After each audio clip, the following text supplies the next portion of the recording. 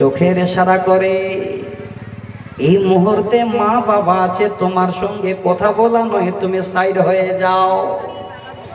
কি বুঝাতে চাইলাম, কি বুঝাতে চাইলাম শুনেন ভালো করে। উদাহরণটা যদি বুঝে নেন কোরআন বুঝা হয়ে যাবে। এবার আপনার যুবতী মেয়ে সুন্দর করে চোখের ইশারা দিল, মা জানতে পেল না, বাবা জানতে পেল না, মা বাবা ফাঁকি পড়ে গেল। হায় রে বোন, একবার ভালো করে ঈমানে লজ্জা যদি তোমার থাকে একবার মিলিয়ে নাও। আল্লাহ বলছেন বান্দিরে, তুমি তোমার মাকে ফাঁকি দিতে পারলে, তোমার বাবাকে ফাঁকি দিতে পারলে, কিন্তু বান্দি আমার কাছে তোমার চোখের ইশারাটাও ফাঁকি হবে না। আল্লাহর কোরআন সূরা গাফির 19 নম্বর আয়াতে আল্লাহ বলেন, ইয়ালামু খাইনাতাল আয়ুনি ওয়া মা তুখফিস সুদূর।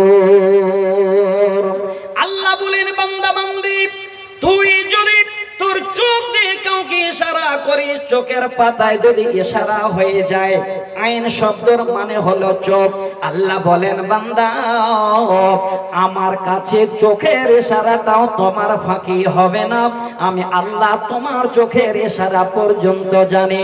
ওমা তুখফিস সুদূর, বান্দা বান্দিরি তুমি অন্তরে কি জপো, কি বলতে চাও, সেটাও যেন আমি আল্লাহ তোমাদের জানি। হে মা, হে বোন রে, এতটুকুন যদি ঈমানি আপনার হায়া থাকে, লজ্জা থাকে, আপনি কোনোদিন যেন আল্লাহকে ফাঁকি দিতে পারবেন না, আপনার দ্বারা সম্ভব হবে না। কিন্তু বর্তমান আমাদের লজ্জা নাই, হায়া নাই, এই কারণে আজকে আমরা মা বাবাকে ফাঁকি দিতেও ছাড়ি না। আমরা চারিদিক থেকে আসছি, উদ্দেশ্য আমাদের কোরআন শোনা, হাদিস শোনা। রাত দেখতে দেখতে 8:30 হয়ে গেল। কে কোথায় বসবে, এত জায়গা থাকতেও আমরা জায়গা খুঁজে পাচ্ছি না। এই তো আমাদের বিবেক। আজকে যেটা বিষয় নিয়ে আমি আলোচনা করব, কারো গায়ে যদি লাগে কোরআন হাদিসের কথা আমার করার কিছুই থাকবে না। তবে আমি হক কথা বলবো, দলিল সহকারে বলবো, প্রত্যেকটাই রেফারেন্স সহকারে বলবো ইনশাআল্লাহ। আমি সকল মা বোনদের বলবো, আপনারা আপনাদের জায়গায় বসে শান্তভাবে কথাগুলো শুনবেন। আমি ছোট একটা বিষয় আলোচনা করব। আমি আগেই বলে দিচ্ছি, আমার যেটা হেডলাইন, যেমন দেখেছেন আপনারা ইস্তাহারে বড় করে লেখা আছে বেলপুকুর জুনিয়র মাদ্রাসা আরাবিয়া নাকি লেখা আছে, যাক সেই বড় একটা ইস্তাহার আপনারা দেখেছেন, হেডলাইন লেখানো আছে। তো আমার বিষয়টা অত বড় হেডলাইন হবে না। আমার বিষয়টা উর্দুতে 3টি অক্ষর, বাংলাতেও 3টি অক্ষর, তবে 3টি অক্ষরের সঙ্গে 3টি যেন আলাদা নয়, 2টো অক্ষর একসঙ্গে জয়েন্ট করে আমি সেই আপনাদের বিষয়টাকে বলবো। তার আগে 2-4টি কথা বলি, তাহলে ভালো লাগবে। আমি প্রথমে আমাদের এই চলার জীবনটাকে একটা ভালো পথ যেন আমরা পাই, সকলে মিলে নারী পুরুষ।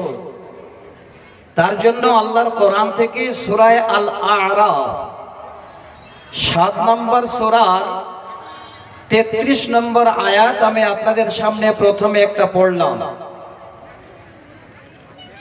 দ্বিতীয়তে সূরা তাওবা নামে একটি সূরা আছে, সে সূরার 34 নম্বর আয়াতে হাফ অংশ বা আধা অংশ আমি নিচের দিকটা আপনাদের সামনে পড়লাম।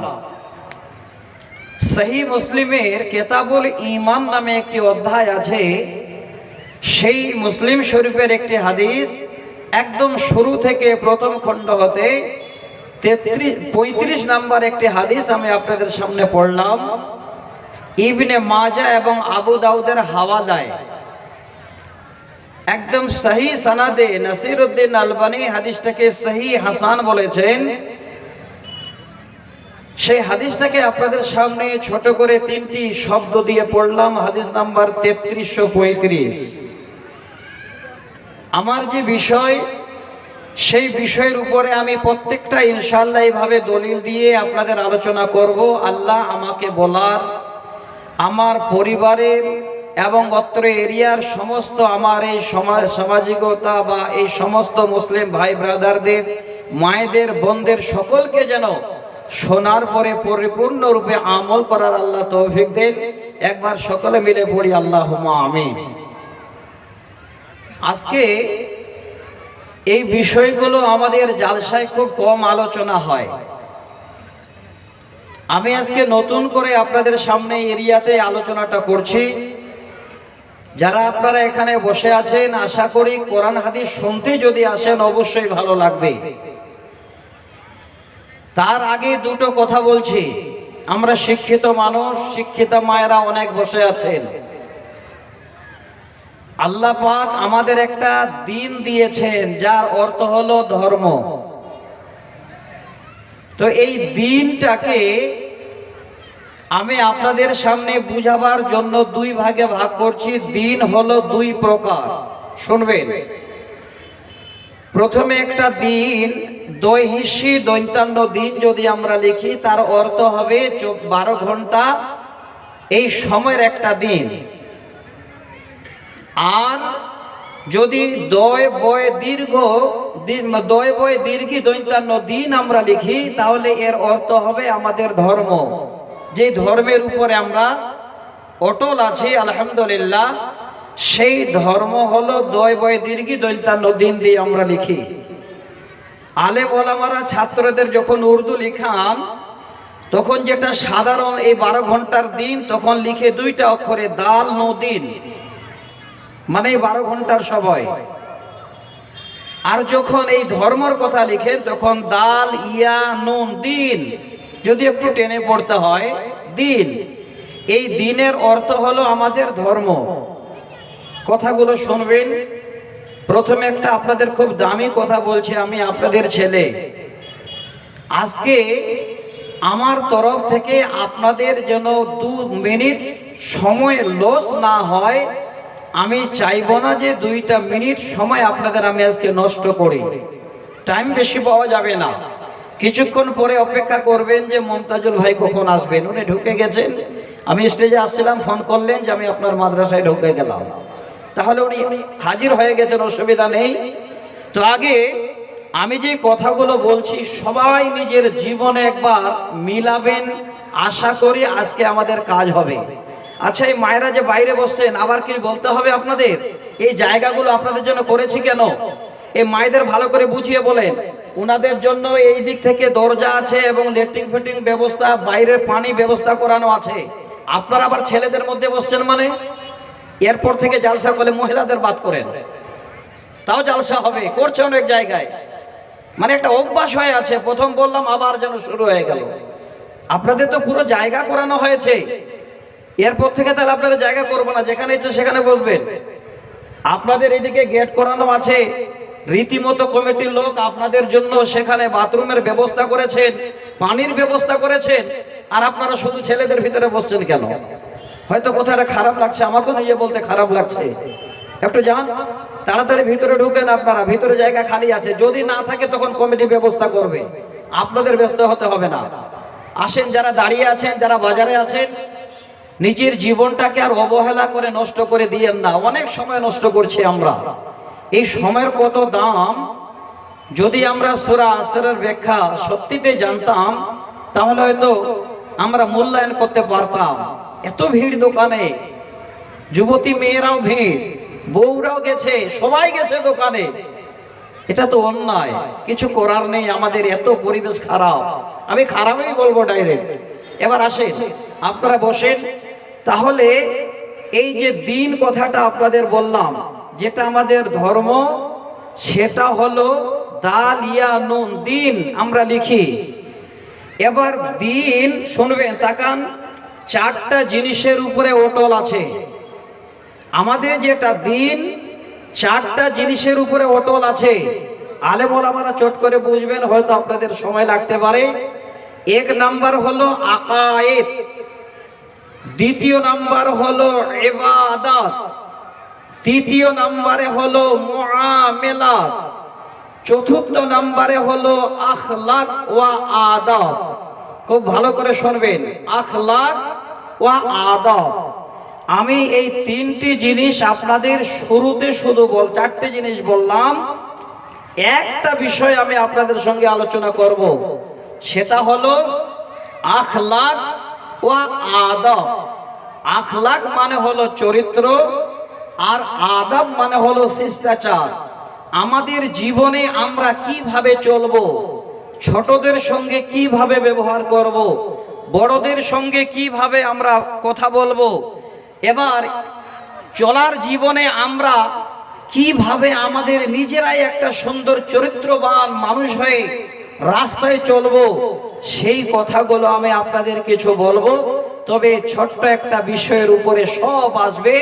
এবার আসেন, আখলাক ওয়া আদব, এই কথাটার উপর একটা নির্যাস, একটা জোর আমি বের করে একটা হাদিসকে কেন্দ্র করে আজকে আপনাদের সামনে আমি বিষয়টা বলছি। মায়েরা শুনবেন, বিষয়টার নাম আমার তিনটি অক্ষরে উর্দু থেকে হলো হায়া। হা ইয়া আলিফ হামজা হায়া, আর বাংলায় বলা হয় লজ্জা। এই জন্যে আমি আপনাদের ভিতরে ঢুকতে বলছি, হয়তো পরে খারাপ লাগবে যে মৌলানা আমাদের দেখে ওয়াজ করছেন নাকি। না, কত প্রয়োজন আজকে এই বিষয়টাকে আপনারা খালি মাথায় রাখবেন। তাহলে ল বর্কা জয় জয় যুক্ত আকার লজ্জা। আমার আজকে যেটা বিষয়, এই বিষয়টার নাম হলো লজ্জা। যারা আপনারা এখানে আছেন খুব মনোযোগ সহকারে শুনবেন। যতগুলো কোরআনের আয়াত, যতগুলো হাদিস আমি আপনাদের বলবো রেফারেন্স সহকারে, এই একটা বিষয়ের উপরে যতক্ষণ টাইম আমার আল্লাহ দিয়েছেন, আল্লাহর তরফ থেকে নির্ধারিত, আমি সেই টাইম পর্যন্ত এই বিষয়ের উপরেই বলবো ইনশাআল্লাহ। এবার আসেন, প্রথমে একটা হাদিসকে দিয়ে আপনাদের এই কথাটাকে বুঝাতে চাচ্ছি। এই যে লজ্জা, লজ্জাটা আমাদের ইসলামের ভিতরে কত বড় প্রাধান্য পেয়েছে। এই হায়া, আমরা যে বেহায়া বর্তমানে হয়ে গেছে, কাহা নারী কাহা পুরুষ, তাহলে ইসলামে এই হায়া কত বড় প্রাধান্য পেয়েছে একটা হাদিস শোনাচ্ছে, শুনবেন। সুনান ইবনে মাজা হাদিসের কেতাব, হাদিস নাম্বার 4181, 4181। এই হাদিসে দুটো জিনিস প্রথমে বুঝবেন। আমি তর্জমা করছি, এবার হাদিসটা পড়ছি, শুরু করছি। যেহেতু আপনাদের সামনে আমার বিষয়, তাহলে প্রথমে জিনিসটা বুঝলে নিজের মনের ভিতরে একটা তৃপ্তি আসবে। তারপরে একটা একটা করে আমি একদম ধারাবাহিকভাবে জিনিসগুলো আপনাদের তুলে দেব, আশা করি ভালো লাগবে। এবার হাদিস শোনেন, আল্লাহ রাসূল বলছেন, ইন্না লিকুল্লি দীনিন খুলুকান ওয়া খুলুকুল ইসলামিল হায়া। নিশ্চয় পৃথিবীর বুকে যত দিন আছে, যত ধর্ম আছে, সমস্ত ধর্মের একটি আপার লেভেলের গুণ আছে, আপার লেভেলের একটি সিফাত আছে। কথাটা ভালো করে মাথায় রাখবেন। পৃথিবীর যত ধর্মের কথা নবী বললেন, ইন্না লিকুল্লি দীনিন খুলুকান, নিশ্চয় পৃথিবীর যত ধর্ম আছে, সমস্ত ধর্মের একটা আপার লেভেলের, আলা দরজার, উঁচু মানের একটি সিফাত আছে। ওয়া খুলুকুল ইসলামিল হায়া। আল্লাহর নবী বলেন, উম্মত, যে ইসলাম নামক ধর্ম তোমরা পেয়েছ, সেই ইসলাম ধর্মের আপার লেভেলের গুণ, আপার লেভেলের সিফাতের নাম হলো লজ্জা। এই লজ্জা হলো ইসলামের একটি আপার লেভেলের সিফাত বা গুণ।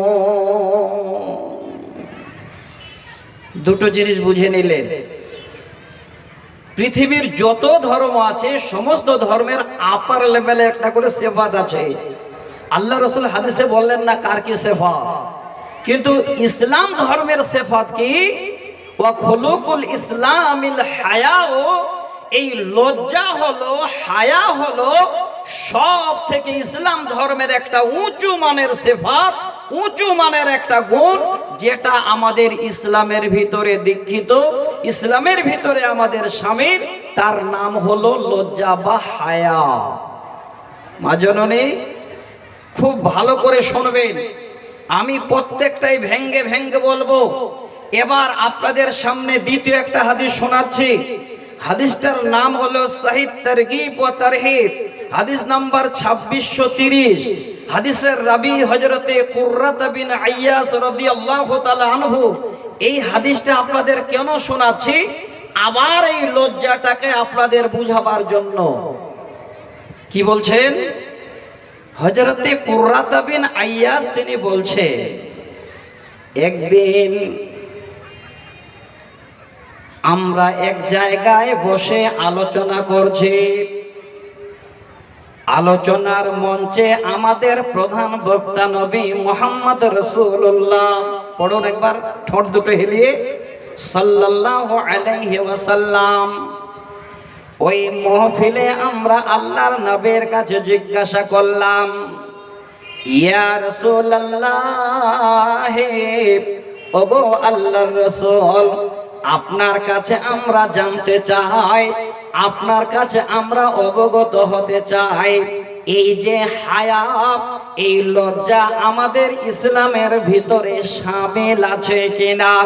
এই হায়া বা লজ্জা আমাদের দ্বীনের ভিতরে শামিল আছে কিনা? নবী গো, আপনার মুখে আমরা শুনতে চাই। আল্লাহর নবী সাহাবীদের সামনে বসে আছেন।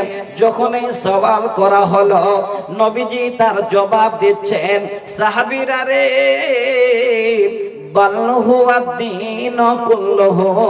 জেনে রাখো, এই লজ্জা, এই হায়া হলো পুরোটাই দ্বীন, এই লজ্জা হলো পুরোটাই দ্বীনের ভিতরে। দ্বিতীয় হাদিস, একদম স্পষ্টভাবে আমরা জানতে পারলাম এই লজ্জাটা পুরোটাই আমাদের দ্বীন, আমাদের দ্বীনের ভিতরে শামিল। এবার যদি আপনারা লজ্জা না করেন, হায়া না করেন, আমরা যদি হায়া না করি, তে আমরা কতটুকুন দ্বীনের ভিতরে আর কতটুকুন আমরা কিভাবে থাকবো? এবার তৃতীয় নম্বর একটা হাদিস শোনাচ্ছে, দেখেন। আগে 5টি ছোট ছোট করে হাদিস শোনেন। সহিহ বুখারীর ইবনে ওমর হাদিসের রাবি, হাদিস নাম্বার 16। একদম এতটুকুন একটা শব্দ শরীর শিউরে যাবে যদি ঈমান থাকে। হযরত ইবনে ওমর বলছে, একদিন আল্লাহর নবীর সঙ্গে আমরা রাস্তায় যেতে যেতে যেতে যেতে একজন আনসারী ভাই তার একজন ছোট ভাইকে পাশে পেয়ে এবার কাছে ডেকে বলছেন, ভাই রে, আল্লাহ তোমাকে এতই হায়া দিয়েছে, এতই লজ্জা তুমি করো, তুমি মানুষের সামনে দাঁড়িয়ে দুটো কথা বলতে পারো না, বেশি মানুষের কাছে তুমি দাঁড়াতে পারো না, তোমার দ্বারায় কি করে মানুষ উপকৃত হবে? তোমার এত লজ্জা, তুমি এত কেন লজ্জা করো ভাই? এবার এক আনসারী তার ভাইকে কথাটি বলছেন। আল্লাহর নবী রাস্তায় যাচ্ছেন, যেতে যেতে নবীর যেন কর্ণপাত হলো। নবী শুনছেন একজন আনসারী তার ভাইকে যেন এইভাবে করে ডাকছে আর বলছে, তুমি কেন এত লজ্জা করো? কেন তোমার এত হায়া? তোমার এত লজ্জার কারণে মানুষ যেন তোমার কাছে আসে না, তুমিও মানুষের কাছে যেতে পারো না। এই কথা যখন এই নবী শুনতে পেলেন, রাস্তায় যেতে যেতে নবী এবার থেমে গেলেন। সহিহ বুখারীর 16 নম্বর হাদিস। নবীজি ইঙ্গিত করে এবার আনসারীকে বলছেন, আনসারী শোন, দাআহু ফা ইন্নাল হায়া মিনাল ঈমান। ওরে আনসারী, থেমে যা, থেমে যাও, কারণ ওই তোমার ভাইকে আর কিছু তুমি বলো না, তার ঈমান আছে, মানে তার হায়া বা লজ্জা আছে, তার লজ্জা আছে মানে তার ঈমান আছে। অতএব তোমার ভাইকে তুমি বেশি কিছু আর বলো না।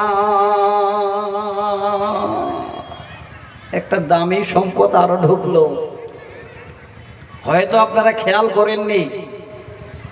আল্লাহ রসুল বলছেন তার লজ্জা আছে মানে তার ঈমান আছে। মিলাবেন ভালো করে, লজ্জা আছে মানে ঈমান আছে।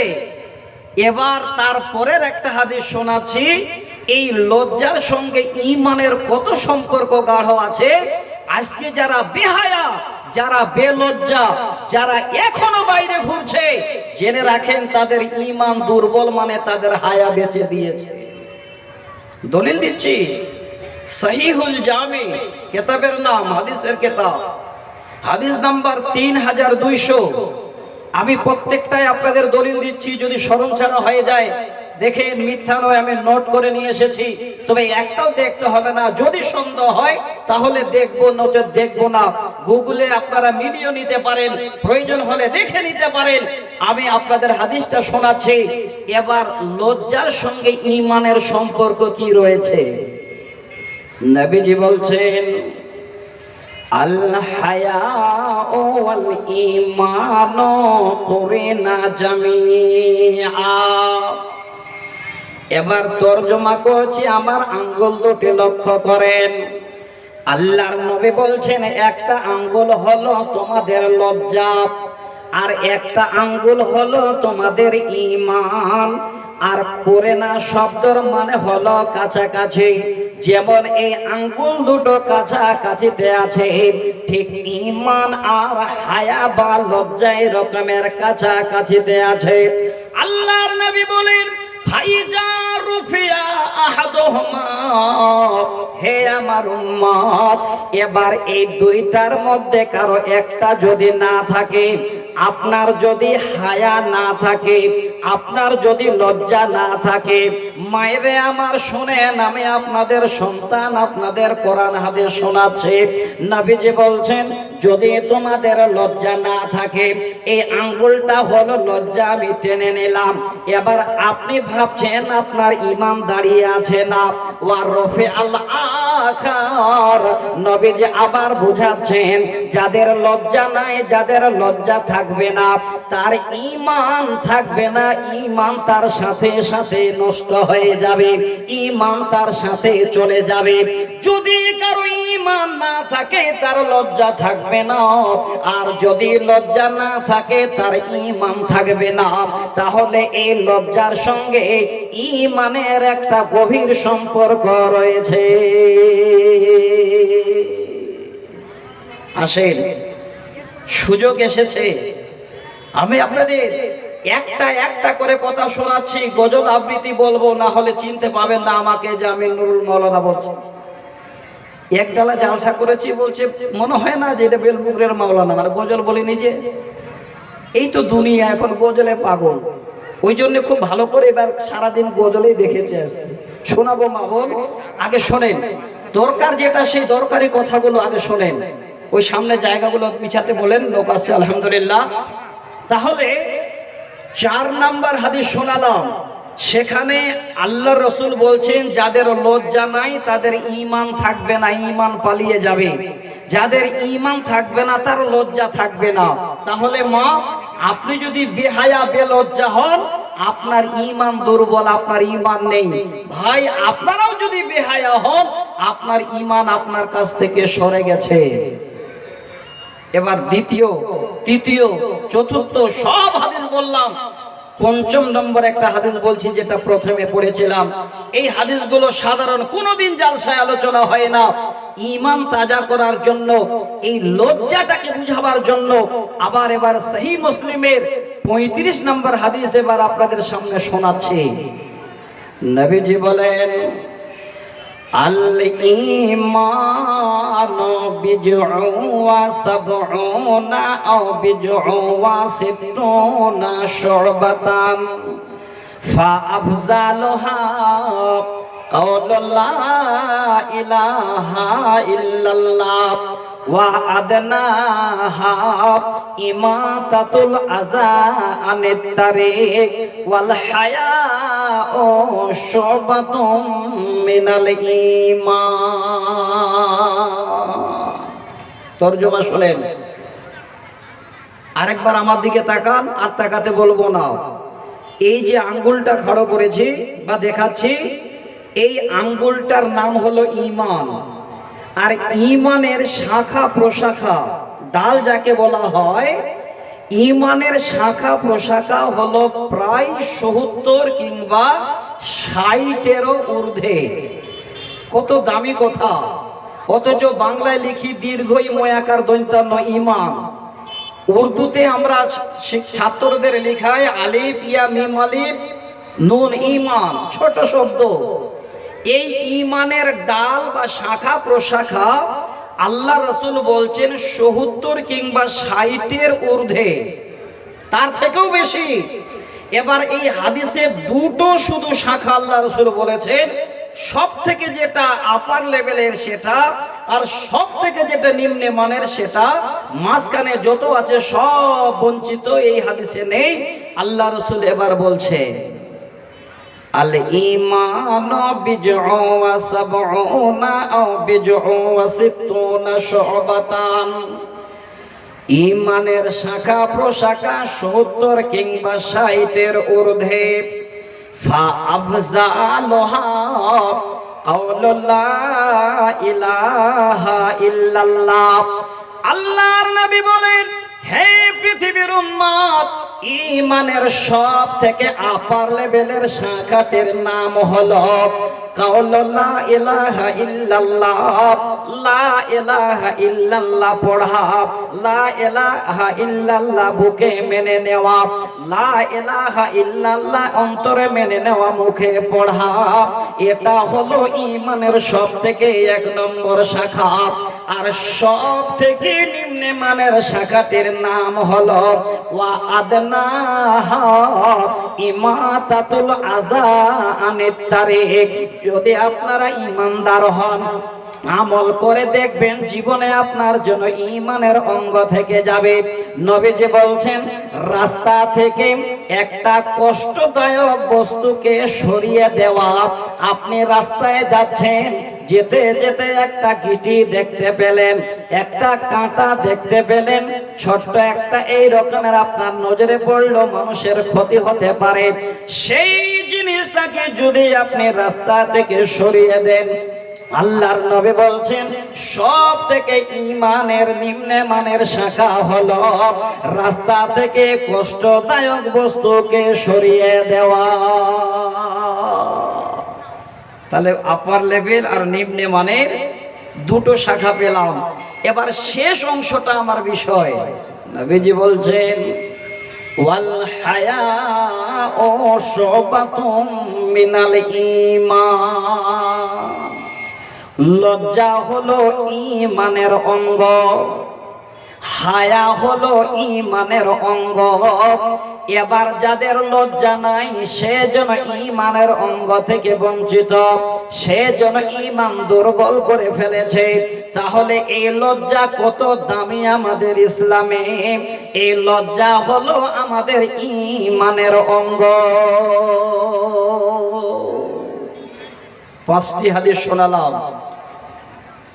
এবার এই 5টি হাদিসকে আপনাদের বুঝাবার জন্য আবার সুন্দর করে দুটো ভাগ করছি, যেন আজকে আপনারা এসে এতটুকুন পান যে আল্লাহ জীবনে আজকে একটা ভালো কিছু পেলাম। এবার এই যে ঈমান আর এই যে হায়া, দুটোকে আপনাদের বুঝালাম, লজ্জাকে বুঝালাম। এবার মিলান। সবাই আমরা শুনিনি বা জানি না, এই লজ্জা 3টি অক্ষর, যদিও 2 অক্ষরে লেখা, লোভ জয় জয় যুক্ত আকার লজ্জা। এই ছোট শব্দটা আবার 2 প্রকার। লজ্জা হলো 2 প্রকার। শুনবেন, আজকে লজ্জা কাকে বলে এটাই আমার আলোচনা হবে। তারপরে কবিতা আবৃত্তি যা প্রয়োজন সব আপনাদের কাছে আসবে ইনশাআল্লাহ। আগে এই 2 প্রকার আপনারা শুনে নিন। 1 নাম্বার হলো ফিতরি হায়া, যার অর্থ হলো প্রকাশ্য লজ্জা। অনেক মানুষ আছে প্রকাশ্যে লজ্জা পায়, তারপরও কিছু মনে হয় না। অনেক মা বোন আছে প্রকাশ্যে তারা লজ্জা পাচ্ছে, তারপরে মনে করছে কিছু ব্যাপার নয়। দ্বিতীয় নম্বর হলো ঈমানি লজ্জা। এবার ঈমানি লজ্জা কাকে বলে আর প্রকাশ্য লজ্জা কাকে বলে, আমি 3 2 গুণে 6টা উদাহরণ দেব কোরআন হাদিস থেকে, একটা একটা করে আজকে বুঝে নেবেন প্রকাশ্য লজ্জা কাকে বলে। আমার মা জননী যারা আজকে আপনারা উন্না গায়ে দিয়েছেন ভালো করে শুনবেন, উন্নাটা ছাড়লে আপনার যেন প্রকাশ্য এবার লজ্জা আপনার হারিয়ে গেছে। শুনবেন, উর্দুতে বলা হয় সতর ছুপানা। সতর বলা হয় আপনার অঙ্গ প্রত্যঙ্গকে, শরীরটাকে, এই শরীরটাকে ঢাকিয়ে রাখা, এর নাম হলো আমাদের একটা বড় এই জায়গায় ঈমানের একটা অঙ্গ, এবং এটা হলো একটা প্রকাশ্য লজ্জার নমুনা। এবার আসেন, আপনাদের উদাহরণ না দিলে বুঝতে পারবেন না যে কি করে আমরা প্রকাশ্যে লজ্জা পাই। আমাদের তো লজ্জা হয় না, আমাদের তো হায়া নেই। উদাহরণ দিচ্ছি, মা রমজান মাসে যারা কোরআন শেষ করেছেন, আমি সূরাটা পড়লাম, সূরা আল আরাফ 33 নম্বর আয়াত পড়েছি, তরজমা করেনি। তার আগে একটু আগিয়ে যাচ্ছি, যদি স্মরণ থাকে আয়াতটা পড়ে নেবেন, দেখে নেবেন। সূরা আরাফের 22 নম্বর আয়াত, যে প্রকাশ্য লজ্জা মানুষ কেমন পায়। আসেন উদাহরণ দিচ্ছি আল্লাহর কোরআন থেকে। পৃথিবীর বুকে আল্লাহ পাক প্রথম মানুষ বানিয়েছিলেন আমাদের আদি পিতা হযরতে আদম আলাইহিস সালামকে। শুধু এটা বুঝাবার জন্য বলছি। এবার তিনাকে আল্লাহ রূহ দান করলেন, সুন্দর করে তিনার জায়গা আল্লাহ জান্নাতে দিলেন, কারণ তিনি তো অনেক লম্বা ছিলেন। জান্নাতে আল্লাহ জায়গা দিলেন, এত সুন্দর জান্নাত, যে জান্নাতের বর্ণনা শুনতে গেলে মানুষ মানে আত্মহারা হয়ে পড়ে, মানুষ মহৎ হয়ে যায়। পুরো জান্নাত থেকে আল্লাহ দিয়ে দিলেন, তারপরেও যেন একাই জান্নাতের ভালো লাগে না। এই বাম পাঁজরের একটা হাড় সেখান থেকে আল্লাহ বের করলেন। ইন্নাল মারাতা খুলিকাত মিন যিলইন, একদম সহিহ বুখারী মুসলিমের হাদিস। মহিলাদেরকে আল্লাহ আদম আলাইহিস সালামের বাম পাঁজরের হাড্ডি থেকে বানিয়েছেন। এই জন্য সাবধান, মহিলাদেরকে বলা হয়েছে যেমন একটা যদি বাঁকা হাড় সোজা করতে যাওয়া হয়, তাড়াহুড়া করলে ভেঙে যাবে। আমার মায়েদেরকে যদি কোনো এই রকমের ভুল ভ্রান্তি দেখেন, কোরআন হাদিস থেকে বুঝিয়ে সোজা করেন। তাড়াহুড়া করে যদি আপনারা কিছু করতে যান, তো দেখবেন আপনাকেও মানে ফাঁকি দিয়ে পাখি অন্য জায়গায় বাসায় বসে যাবে। এই জন্যে আমি আপনাদের খুলে বলছি মা বোন, এই জায়গাটা কেন বুঝালাম। এবার জান্নাতের ভিতরে আল্লাহ তিনার জোড়া বানিয়ে দিলেন। এবার জোড়া দুজনে জান্নাতে আনন্দ করছে, থাকছে। এবার বলবেন সেটা কোথায় পাবো? আল্লাহর কোরআন খুলবেন, সূরাটার নাম সূরা আল আহজাব, একদম শেষ রুকুর প্রথম দিকে দেখবেন যে আল্লাহ একদম সুন্দর করে দুইজনের জান্নাতে থাকার ব্যবস্থা করে দিলেন। দুইজনে এবার বংশ পরম্পরা কি করে বাড়বে তার ব্যবস্থা আল্লাহ করে দিলেন। এবার জান্নাতে আল্লাহ যখন দুইজনকে দিলেন, ওই মুহূর্তে আল্লাহ জান্নাতের সব নেয়ামত দিয়ে দিলেন। সব থেকে দামি নেয়ামত পেয়েছিলেন রেশমি কাপড়, আল্লাহর জান্নাতি কাপড়। শোনেন, প্রকাশ্য হায়া কাকে বলে? আল্লাহ বলেন, আদম, আমি আমার জান্নাতে তোমার সঙ্গিনীকে দিলাম। আমি তোমাদের জন্য পুরো জান্নাতটা যেন ছেড়ে দিলাম। পুরো জান্নাত তোমাদের দখলে, যা খাবার খাও। হে আদম, তোমাকে কোনোদিন ধান চাষ করতে হবে না, কোনো ভুট্টা লাগাতে হবে না, কিছুই খাটতে হবে না। যা প্রয়োজন তুমি মুখে বলবে, আমি আল্লাহ জান্নাতে হাজির করে দেব। এবার শুনেন মা, আল্লাহ সমস্ত কিছু জান্নাতের এবার অঙ্গীকার করে নিলেন। একবার আল্লাহ একটু ডেকে বলছেন, আদম, আমার জান্নাতের সব তোমার জন্য ফ্রি। একটা জায়গায় আমি তোমাকে যেতে নিষেধ করছি, সেটা হলো ওয়ালা তাকরাবা হাযিহিস শাজারা। এই যে জান্নাতের ভিতরে একটা গাছ আছে, ওই গাছের কাছে যাবে না, ওই গাছের ফল তোমরা খাবে না, বাদ বাকি পুরো জান্নাত তোমাদের জন্য দখল। মেনে নিল। শয়তানের দুইজনের ওয়াসওয়াসা পেয়ে সব কিছু ভুলে গিয়ে জান্নাতের গাছে গিয়ে এবার ফল টেনে মুখে লাগালো। এটাই বুঝাতে চাচ্ছি মা, দেখেন আল্লাহ সব ছেড়ে দিলেন, একটা জায়গা নিষেধ করলেন, আর যেখানে নিষেধ করলেন শয়তান এমন করে মানে ওয়াসওয়াসা দিল, সেই জায়গায় গিয়ে হাজির দুইজনে। যখনই ফলটা মুখে দিল, আল্লাহ আরশে আজিম থেকে এবার আওয়াজ দিচ্ছে, প্রকাশ্য লজ্জা। শোনেন, ওরা আবার ভিতরে ঢুকছে কেন গো? বলো না, ওই যে ওরা ভলান্টিয়ার নাকি, এইটুকু একটু বিবেক করিয়ে দেখেন। এবার আল্লাহ পাক কি করে প্রকাশ্য লজ্জা বুঝাচ্ছেন মা জননী শুনবেন ভালো করে। আল্লাহ পাক বলেন, ফালাম্মা বাদাকাত শাজারাতা বাদাত লাহুমা সাওআতুহুমা ওয়া তাফিকা يخصفان عليهما من ورق الجنة। এবার শোনাচ্ছে মা প্রকাশ্য লজ্জা কাকে বলে। যখন এই দুইজন জান্নাতের গাছে গিয়ে ফল টেনে মুখে দিয়ে দিলেন, আল্লাহ আরশে আজিম থেকে দেখে নারাজ হয়ে গেলেন। আল্লাহ বলেন, আদম, সর্বপ্রথমে আমার জান্নাতের নিয়ামত আমি তোমাদের কেড়ে নিচ্ছি। দুইজনের সুন্দর রেশমি জামা, জান্নাতি জামা। এবার দুইজনের কাছ থেকে আল্লাহ জান্নাতের জামাগুলো টেনে নিলেন। হে মা আমার, হে বোন আমার, আল্লাহর কোরআন বলছি, বাদাত লাহুমা সাওয়াতুহুমা, দুইজনের গায়ে এতটুকুন কোন ওই সময় আর কাপড় নাই, দুইজনে উলঙ্গ। জান্নাতে দ্বিতীয় নম্বর কোন মানুষ নাই। এবার এক অপরের দিকে লজ্জায় তাকাতে পারে না। একই কাণ্ড হলো, জীবনে একই অন্যায় করলাম, আমরা দুইজনে যেন উলঙ্গ হয়ে গেছি। এত তারা লজ্জা পেল, এক অপরের দিকে আর তাকাতে পারে না। কোথায় যাবে, কি করবে? আল্লাহর কোরআন বলছেন, ইয়াকসিফানে আলাইহিমা মিন ওয়ারাকিল জান্নাহ। এবার আবার জান্নাতের গাছের কাছে দুইজনে দৌড় মারে। জান্নাতের গাছের কাছে গিয়ে এবার ফল বাদ দিয়ে পাতাগুলো টানতে লাগে। ওয়ারাক শব্দর মানে হলো পাতা। এবার জান্নাতের পাতা টেনে টেনে দুইজন মিলে এবার প্রকাশ্য লজ্জা তারা যেন ঢাকাচ্ছে।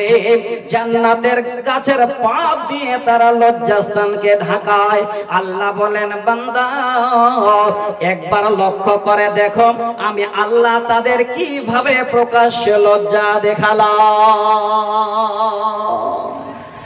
প্রকাশ্য লজ্জা। আজকে আমার মায়েদের বলছি, মা, জান্নাতের পাতা টেনে লজ্জাস্থান ঢাকালেন আদম আর হাওয়া। আর বর্তমানে এখন আমার মা বোনদের 12 হাতের শাড়ি, তারপরেও তাদের এই শরীরটাকে তারা ঢাকাতে পারে না। ও আল্লাহ রে, কোন জামানায় পাঠাইলাই আমারে। ও আল্লাহ রে, কোন জামানায় পাঠাইলাই আমারে। বর্তমানে ছেলে মেয়ে সমান সমান মাপ, লম্বা চুল কাটিয়া মেয়ে মাথায় লাগাই কে। ও আল্লাহ রে, কোন জামানায় পাঠাইলাই আমারে। জিন্সের প্যান্ট শার্ট পরিয়া রাস্তা হেঁটে যায়, ছেলে না মেয়ে তারে চেনা বড় দায়। আল্লাহ রে কোন জামানায় পাঠাইলাই আমারে, বর্তমানে ছেলে মেয়ে দেখো কি কারবার, মেয়ে আগে ছেলে পিছে হুন্ডারি ড্রাইভার। ও আল্লাহ রে কোন দুনিয়ায় পাঠাইলাই আমারে। এমন সময় আমরা পেলাম, এতটুকুন লজ্জাবোধ নাই, যেটা প্র্যাকটিক্যাল সেটাই যেন কোরআন থেকে উদাহরণ দিলাম। হে দিনী ভাই বাবা আমার, প্রকাশ্য লজ্জা দুটো আপনাদের উদাহরণ দিলাম। 3 নম্বর উদাহরণটা বলে সহিহ বুখারীর 5136 নম্বর হাদিস। এই হাদিসটাকে আপনাদের সমস্ত গার্জিয়ানদের শোনা দরকার, অথচ আমরা গার্জিয়ান হিসাবে হাদিসটা কোনোদিন আমল করি না। লজ্জা প্রকাশ্য কি জিনিস আমরা বুঝতে পারি না। আল্লাহর নবীর হাদিস, এই হাদিসের ভিতরে খাস করে যারা গার্জিয়ান, যাদের বাড়িতে সাবালিকা বেটি আছে, মেয়ে আছে, ওই বাবাদের বলবো, বাবারে এই হাদিসটা আপনার জন্য আমল করা অবশ্যই জরুরি। অর্থ কি হাদিসের? এবারও তো পড়ছি, শোনেন। যদি সমস্ত গার্জিয়ানদের বলছি, শুনবেন মন দিয়ে, যদি কোনো গার্জিয়ানের মেয়ে থাকে বড় সাবালিকা, আপনার মেয়েকে বিয়ে দেওয়ার দায়িত্ব আপনার। বিয়ে দেওয়ার দায়িত্ব হলো বাবা মায়ের। এবার বিয়ে দেবেন কেমন? মালদা থেকে একটা মৌমাছিওয়ালা মৌমাছি নিয়ে এসেছে, শুনবেন একটু কথাটা ভালো করে। আপনার বাড়ির পাশে এবার আপনি মৌমাছিকে বসতে দিয়েছেন, আস্তে আস্তে এমন গাঢ় সম্পর্ক হয়ে গেল, আপনার মেয়ে আছে আর ওই মৌমাছিওয়ালার ছেলে আছে। আলোচনা করতে করতে দুইজনে এবার উপরে উপরে বিহাই বাড়িতে এসে বলছেন, বেটি রেডি হও, আমার ছেলে পছন্দ হয়ে গেছে, তোমাকে বিয়ে দিচ্ছি। বাবা সাবধান, এই রকমের কোনো বাবা কোনো মেয়েকে বিয়ে দিতে পারবে না, এটা শরীয়তে ঠিক নয়। হাদিস শুনেন, কিভাবে বিয়ে দেবেন। আপনার মেয়েকে বিয়ে দিতে গেলে বাবা, আপনি আপনার মেয়েকে প্রথমে আগে তার ইজাজত নিন। আমরা নিই না। বাবা আপনি যদি না পারেন, ঘটক লাগান। ঘটক মানে কি এরিয়ার যারা বিয়ে দিচ্ছে ওই ঘটক না, আপনার বৌমাকে লাগান, আপনার মাকে লাগান, আপনার শাশুড়িকে লাগান। মানে হয় মেয়ের ভাবি, না হলে দাদি, না হলে নানি। তাদের বলেন, একবার জিজ্ঞাসা করো তো আমিনার বিয়ে দিতে চাচ্ছি, সে রাজি আছে কিনা। দেখেন প্রকাশ্য লজ্জা কাকে বলে বুঝাচ্ছি। এবার ভাবি ননদকে ঘরে নিয়ে গেল। এই হাদিসটার এবারও তর্জমাটা হচ্ছে, ঘরে নিয়ে গিয়ে বলছে, আমিনা বাবা যেন তোমার বিয়ে দিতে চায়। আচ্ছা বোন বলো তো, বিয়েতে তুমি কি রাজি আছো? শুনবেন, মিলাবেন, আমরা করি না, এটা একদম জরুরি। যখনই নিজের ভাবি এই কথাটা বলবে, অথচ ঘরে কেউ নাই, ভাবি আর ননদ দুইজনে আছে, তারপরেও ননদ হাসতে হাসতে বলবে না, ভাবি আমি রাজি আছি, তাড়াতাড়ি বিয়ে দিতে বলো। বলবে? কোনো মতোই বলবে না। যখন এই ভাবি বলবে, আমিনা রে বাবা তোমার বিয়ে দিতে চায়, ছেলে দেখতে যাবে, বোন বলতো বিয়েতে রাজি আছিস কিনা। দেখবেন ওই মেয়েটি ভাবের কথা শুনো একটু মুস্কি মেরে হেসে এবার লজ্জায় মাথা নিচু করে নেবে, আর কথা বলবে না। আল্লাহর নবী বলছেন, ওয়ালা তুনকাহুল বিকরু হাত্তা তুস্তাজানা। হে পৃথিবীর বাবা, তোমার মেয়েকে এতক্ষণ পর্যন্ত তুমি বিয়ে দিতে পারো না যতক্ষণ পর্যন্ত মেয়ের কাছে অনুমতি না নেবে, মেয়ের কাছে ইজাজত না নেবে। সাহাবীরা বলছেন, ইয়া রাসূলুল্লাহ, মেয়ের ইজাজত কেমন হবে আমরা তো বুঝতে পারলাম না। নবী বলছেন, ওয়া আনতাসকতা, শোনো রে, মেয়ের ইজাজত কেমন হবে? মেয়েটাকে যদি বিয়ের কথা বলা হয়, ওই মেয়েটা আর লজ্জায় কথা না বলে চুপ হয়ে যায়। এই চুপ হয়ে থাকাটাই হলো মেয়েটার ইজাজত। মেয়েটা প্রকাশ্য লজ্জা পাচ্ছে, আর যেন বিয়ের কথা শুনে মাথা উঁচু করতে পারে না। অথচ জরুরি শরীয়তের বিধান, আমরা এইভাবে নিজের মেয়েকে বিয়ের কথা না বলে সরাসরি জামাই ঘরে নিয়ে আসছি, এইভাবে নয়। এই জন্য এটা প্রকাশ্য লজ্জা আপনাদের তুলে দিলাম। এবার ঈমানি লজ্জা কাকে বলে? এটা হলো সব থেকে দামি। ঈমানি লজ্জার অর্থ হলো যে কোনো কাজ করতে গিয়ে আল্লাহকে ভয় করা। এবার বলবেন, মাওলানা এর একটা দলিল না দিলে তো আমরা মানব না। আমি একটা উদাহরণ দিচ্ছি, শোনেন। মনে করেন জালসা শেষ হয়ে গেল, সবাই বাড়ি চলে গেল, একজন ওখানে দাঁড়িয়ে আছেন, ভাবছেন আমি সব লাস্টে বাড়ি যাব। দোকানদারেরা যা বিক্রি হওয়ার হয়েছে বাদ বাকি সব মাল সুন্দর করে ঘিরে রেখে দিয়ে ঘুমিয়ে গেছে। এবার সে লাস্টে বাড়ি যাচ্ছে আর চারিদিকে তাকাচ্ছে, একটাও লোক নাই। রাস্তা দিয়ে যাচ্ছে, যে দোকানদারগুলো সব ঘুমিয়ে গেছে। তো ভাবছে যাওয়ার টাইমে যদি খালে দু চার টোপলা খালে জিলাপি তুলে বাড়ি নিয়ে যেতে পারে তো ছেলে মেয়ের হয়ে যাবে। দেখেন কেন বলছি আপনাদের, ওই মুহূর্তে বার যাচ্ছে, দেখছে কেউ নাই, জিলাপিওয়ালা ঘুমিয়ে গেছে। এবার জিলাপির কাছে গিয়ে হাতটা বাড়াবে, হঠাৎ করে মনে পড়ে গেল, আল্লাহ এখানে এরিয়ার কোনো মানুষ নাই, জিলাপিওয়ালা সেও ঘুমিয়ে গেছে, সে দেখতে পাই না।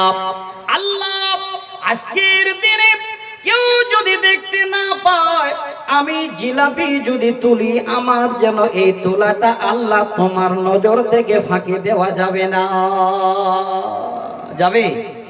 ঈমানি হায়া কাকে বলে? আপনি যদি এতটুকুন ঈমানি হায়া রাখেন, লজ্জা রাখেন, যে কারো একটা জিনিস হাত দিতে গেলে জিনিস বা যার মালিক মাল সেই মালিক জানতে না পারলেও যিনি অরিজিনাল মালিক তিনি সব জানছেন, দেখছেন, তাহলে আর জীবনে আপনার দ্বারাই এই কাজটা হবে না। এবার দলিল দিচ্ছি একদম সাদা সিধা ভাবে। আল্লাহর কোরআন এখানে আছে, সূরাটার নাম হলো সূরা নিসা, 1 নম্বর আয়াতের শেষ অংশটুকু, পুরোটা নয়। আল্লাহ কি বলছেন? ইন্নাল্লাহা কানা আলাইকুম রাকিবা, নিশ্চয় আল্লাহ আমাদের উপরে নিগরান, নিশ্চয় আল্লাহ আমাদের উপরে যেন চক্ষুষ্মান, নিশ্চয় আল্লাহ আমাদের উপরে যেন দেখমান। আমরা রাতের অন্ধকারে যেখানে কোনো মানুষ যদি না থাকে, সেই জায়গায় যদি কোনো কর্ম করতে যায়, আমার আল্লাহ তিনি যেন আমাদের দেখেন, আল্লাহর নখদর করে, আল্লাহর চোখে কোনোদিন যেন ফাঁকি দেওয়া যায় না। এর নাম হলো ঈমানি হায়া। লজ্জা করেন আল্লাহকে, ভয় রাখেন আল্লাহর। আপনার দ্বারায় জীবনে অন্যায় হবে না, বেহায়ামো বেলজ্জা আপনার দ্বারায় হবে না। যদি শুনতে চান আপনারা, আমি দুটো উদাহরণ দিচ্ছি, শুনবেন ভালো করে আল্লাহর কোরআন থেকে। এবার ঈমানি লজ্জা কাকে বলে প্রথম উদাহরণ দিচ্ছি আল্লাহর কোরআন। সূরাটির নাম সূরা গাফির, এই সূরাটার দ্বিতীয় নাম হলো সূরা মুমিন, আয়াত নাম্বার 19। তারপরে আরেকটি সূরার নাম বলবো, সূরাটির নাম সূরা মুলক, আয়াত নাম্বার 13। এই দুটো উদাহরণ দিচ্ছি, যদি আজকে এই দুটো উদাহরণ আমি শোনাতে পারি, ইনশাআল্লাহ আজকে হয়তো আল্লাহ পাক আমাদের, যদি আল্লাহ আমাদের কবুল করেন, আল্লাহ যেন ঈমানে হায়া করে জীবন যাপন করার তৌফিক দেন। সকলে পড়ি আল্লাহুম্মা আমিন। সূরা গাফিরের 19 নম্বর আয়াত। উদাহরণ দিই, তাড়াতাড়ি বুঝে আসবে। আয়াত পড়ে দেব, তরজমা হয়ে যাবে। আপনারা হয়তো বুঝতে পারবেন না, এবার আপনাদের বুঝাচ্ছি। অনেক অনেক মানুষ আছে,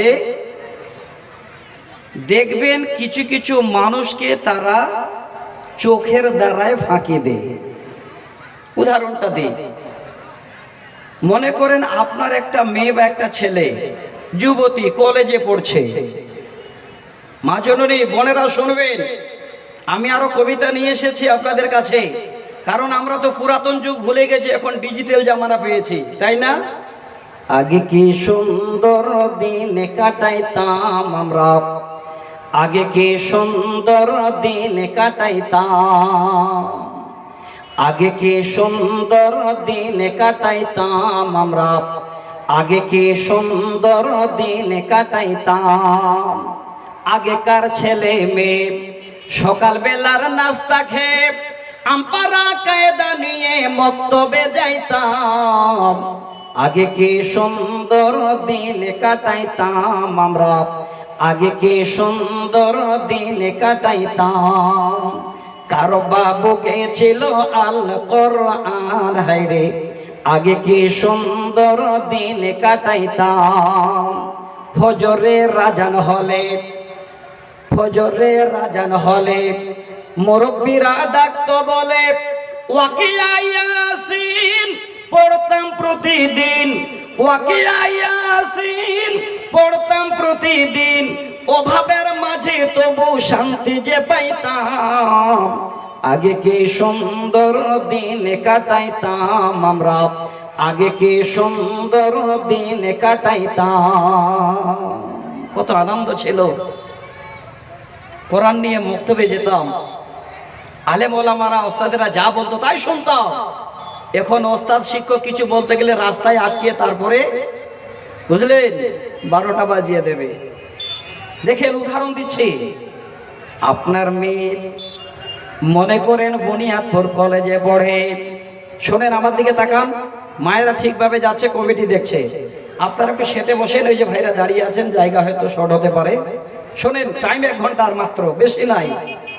যে বিষয়ে আমি আপনাদের আলোচনা শুরু করেছি, কত টাইম লাগবে নিজেরাই একটু অনুভব করেন। কেবল আমি শুরু করলাম মনে করছি।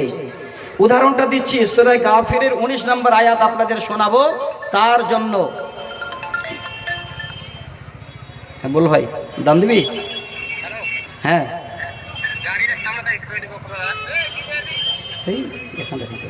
দাম দিলে ফোন করিস ভাইরা, গাড়ি সরাসরি ওইদিকে দেখ। যাক, আলহামদুলিল্লাহ।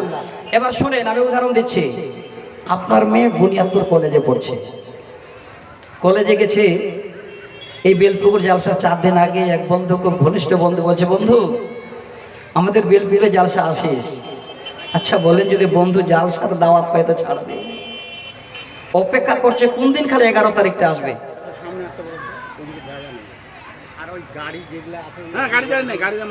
আচ্ছা যাক, গাড়িটা নোড়ান আপনারা।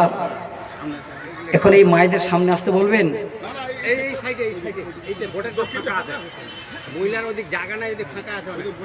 মা বোন, পিছনে আর জায়গা নেই। আপনারা অত্রের মায়েরা খুব ভালো, আপনারা খুব জালসা শোনেন, আমি তো দেখছি। দয়া করে সামনে জায়গাটা ফাঁকা আছে। কমিটি যেন আপনাদের দেখে ব্যতিব্যস্ত হয়ে গেছে, আপনাদের দেখে, যার জায়গা দিতে পারছে না, অথচ সামনে জায়গা খারাপ আর ফাঁকা আছে। তো আপনারা একটু সামনের দিকে আসেন না মা বোন, আপনারাও সামনের দিকে আসেন। আচ্ছা, যারা আগে জায়গাটা ঘেরে নিয়েছেন একটু সাইড দিয়ে দিন তো, ওনারা চলে আসবেন সামনে। আচ্ছা, যদি একটা গ্রামে ফেরিওয়ালা আসে তো আগে ঘিরে নিচ্ছেন, পিছনে হলে তুমি দেখি বুবু একটু ভিতরে ঢুকি। আরে ভালো জায়গাটাতে সামনেটা আবার ফাঁকা, পিছনে ভিড় কেন? কেউ অপেক্ষা করবে নাকি পিছনে আপনাদের? হ্যাঁ, সব জায়গায় এই হালাত। তো যাক, এই জায়গাটা পূরণ করার ব্যবস্থা করেন। মায়েদের কিছু বেশি বলাও যায় না, নাহলে দিনের বেলায় তখন অত্যাচার শুরু করে দেবে। নাহলে 1-2টা আরো কবিতা নিয়ে এসেছিলাম, যাক শোনাবো। মা বোন, আপনারা জায়গাটা দিয়ে দেন, আগে জায়গা দেন, ফাঁকা দেন, চলে আসুক সামনের দিকে। দেখেন, আমি সব জায়গায় বলি, এই উঠলাম, দেখতে দেখতে ঘড়িতে 1 ঘন্টা 10 মিনিট হয়ে গেল। আর হয়তো কিছুক্ষণ থাকবো, তারপর প্রধান বক্তা আসবে। এবার কি বললাম আপনাদের? কিছুই তো বলা হলো না। এই আয়াত দুটো শোনেন, যদি ঈমান থাকে তো শরীর শিউরে উঠবে ইনশাআল্লাহ। আগে উদাহরণটা দিচ্ছি। এবার বন্ধুকে দাওয়াত দিল, চলে এসেছে। বুঝতে পারছো এখানে জালসা।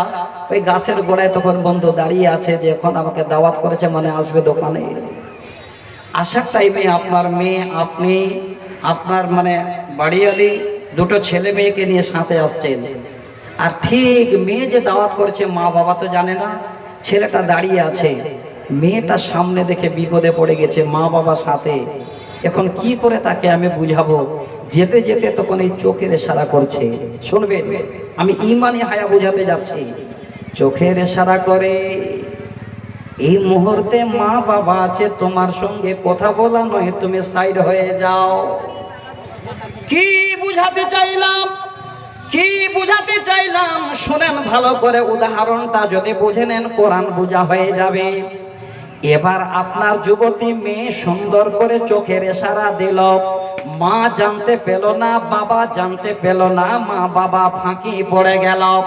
হায় রে বোন, একবার ভালো করে ইমানে লজ্জা যদি তোমার থাকে একবার মিলিয়ে নাও। আল্লাহ বলছেন বান্দিরে, তুমি তোমার মাকে ফাঁকি দিতে পারলে, তোমার বাবাকে ফাঁকি দিতে পারলে, কিন্তু বান্দি আমার কাছে তোমার চোখের ইশারাটাও ফাঁকি হবে না। আল্লাহর কোরআন সূরা গাফির 19 নম্বর আয়াতে আল্লাহ বলেন, ইয়ালামু খাইনাতাল আয়ুনি ওয়া মা তুখফিস সুদূর। আল্লাহ বলেন বান্দা বান্দি, তুই যদি তোর চোখ দিয়ে কাউকে ইশারা করিস, চোখের পাতায় যদি ইশারা হয়ে যায়, আইন শব্দের মানে হলো চোখ। আল্লাহ বলেন বান্দা, আমার কাছে চোখের ইশারাটাও তোমার ফাঁকি হবে না। আমি আল্লাহ তোমার চোখের ইশারা পর্যন্ত জানি। ওমা তুখফিস সুদূর, বান্দা বান্দিরি তুমি অন্তরে কি জপো, কি বলতে চাও, সেটাও যেন আমি আল্লাহ তোমাদের জানি। হে মা, হে বোন রে, এতটুকুন যদি ইমানি আপনার হায়া থাকে, লজ্জা থাকে, আপনি কোনোদিন যেন আল্লাহকে ফাঁকি দিতে পারবেন না, আপনার দ্বারা সম্ভব হবে না। কিন্তু বর্তমান আমাদের লজ্জা নাই, হায়া নাই, এই কারণে আজকে আমরা মা বাবাকে ফাঁকি দিতেও ছাড়ি না। ইমানি হায়া, ইমানি লজ্জা যাদের থাকবে, আল্লাহর কাছে কোনোদিন যেন সে পরিত্রাণ মানে আল্লাহকে ফাঁকি দিতে পারবে না, এতটুকুন যদি মনের ধারণা হয়, তার দ্বারাই জীবনে কোনোদিন অন্যায় হবে না। এবার 3 নম্বর একটা উদাহরণ দিচ্ছি। এই সূরাটার অনেক ফজিলত আছে, সূরা মুলকের ফজিলত আপনারা অনেক জানেন। আমি শুধু 13 নম্বর আয়াতটাকে আপনাদের ঈমানি হায়াটাকে বুঝাতে যাচ্ছি, প্র্যাকটিক্যাল ফিল্ডে উদাহরণ দিচ্ছি। আশা করি কোরআনের আয়াতের সঙ্গে উদাহরণের একদম এইভাবে সম্পর্ক আপনারা পেয়ে যাবেন। আচ্ছা একটু কথা বলেন, কোন মা কোন বাবা কোনদিন চায় যে কোনদিন নিজের সন্তান খারাপ হোক? বলেন, চাইবে? কোনদিন চাইবে না। মা যদি জ্বর হয়, মা যদি অসুস্থ হয়ে যায়, তারপরেও মা দেখবেন ছেলে মেয়েকে গাইড করছে, বসে আছে। বলতে হয় না, আমি আমার বাড়ির কথা বলছি। আমার ছেলেটা এখানে দাঁড়িয়ে বলেছিল মিশনে, যেদিন ওদের বিদায়ী অনুষ্ঠান হয়, আমার মা যদি আজকে আমাকে গাইড না করতো, তাহলে হয়তো এত দূর আমি পৌঁছাতে পারতাম না। আমি প্রোগ্রামে যাই, বলে আব্বা আমার এত জোর, শুইতে বলছি শোয় না, বসে আছে। তার ফল আল্লাহ অবশ্যই দিয়েছেন। আজকে আমার মেয়েটাও যেন খলতপুরে আছে, আজকে ফোন করেছিল, মা যেন ফোন ধরে ঘুরছে যে আল্লাহ আজকে আমার মেয়েটা কখন ফোন করবে, একটু কথা বলবো, জানি না কাঁদছে নাকি। ফোন করে মেয়ে এত খুশি, বলে আব্বা এত ভালোতে আছি, এত ভালো পড়াশোনা হচ্ছে, শুনে যেন মনটা ভরে গেল, আলহামদুলিল্লাহ। তো মা কোনোদিন সন্তানের খারাপ চায় না, বাবা কোনোদিন সন্তানের খারাপ চায় না। আমি উদাহরণ দিচ্ছি, সূরা মুলকের 13 নম্বর আয়াত, যে ঈমানি হায়া কাকে বলে। আজকে এই কথাটা আমার যুবক ভাই, যুবক বোনেরা যেন কান দুটো খুলে দেয়। যদি ওড়না থাকে কান দুটো একটু ফাঁকা করে নেবেন। এই বোনদেরকে শোনাচ্ছি, বোন, আপনার মা আপনার বাবা কোনোদিন চায় না আপনার খারাপই হোক। বুঝিয়ে বলছে বেটা বা বেটি, মা রাত 11টা পর্যন্ত পড়ো, আমি তোমার কাছে বসে আছি, তারপরে তুমি শুয়ে যাবে, ফজরের আজান হবে, আবার তোমাকে ডাক দেব ফজরের সালাতের পরে, তারপরে আবার পড়তে বসবে। তখন ওই টাইমে পড়া খুব তাড়াতাড়ি মুখস্থ হয়, বুঝে আসে সব কিছু তাড়াতাড়ি। বলে ঠিক আছে। দেখেন আমি উদাহরণটা কেন দিচ্ছি, 11টা বাজলো, মেয়ে আপনার সুন্দর করে 11-12-এ পড়ছে, ঘরে চলে গেল, বাতি অফ করে শুয়ে গেল, মা এবার নিজের ঘরে গিয়ে শুইল। মা মনে মনে ভাবছে মেয়ে আমার ঘুমাচ্ছে, ফজরে ডাক দেব। কিন্তু বর্তমান ওই মেয়ে যখন ঘরে ঢুকে গেল, বাতি অফ হয়ে গেল, দরজা বন্ধ হয়ে গেল,